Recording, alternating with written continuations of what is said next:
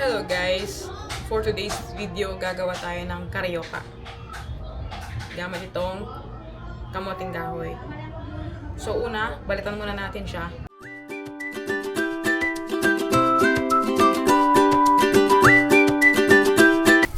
Balitan na natin siya lahat.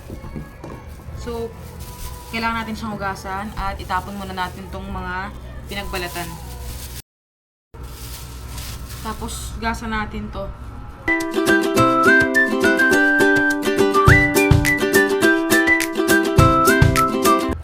Ito na siya. Kailangan ko lang siyang pigaan. So, ngayon naman ay pipigaan na natin siya.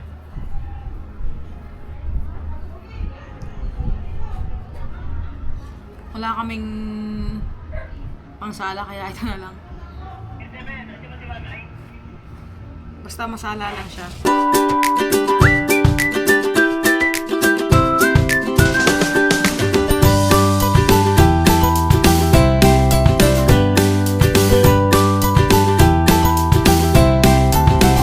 Ngayon naman ay lulutuin na natin siya.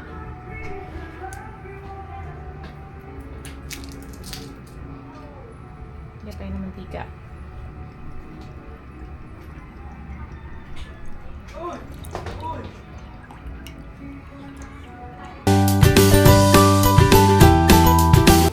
Pabayaan muna natin siya. Antayin muna natin mabuo siya. Mag-brown-brown yung ilalim bago natin siya haluin. Kasi pag hinalo natin siya ng ganyan na kakasalang pa lang, baka masira. Deep fry. Kasi ang tendency kapag kakalapag mo pa lang tapos hinalo mo agad siya, binaligtad mo agad. Yung tendency is magwawatak-watak siya. So, hayaan muna natin siya ng mga 3 to 5 minutes bago natin siya baligtarin.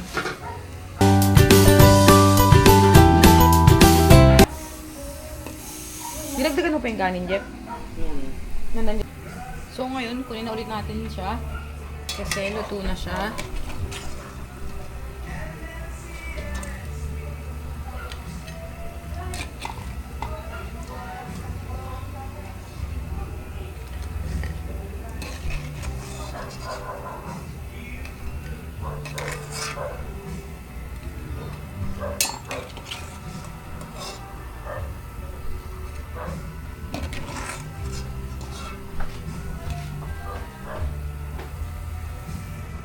So, tapos na tayo magluto.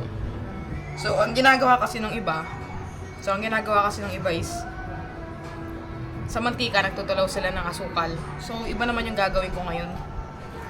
Ipapagulong ko lang tong karyoka sa asukal.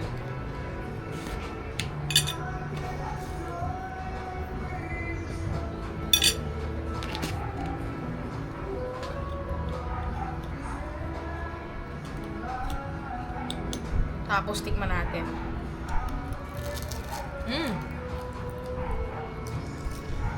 Crunchy.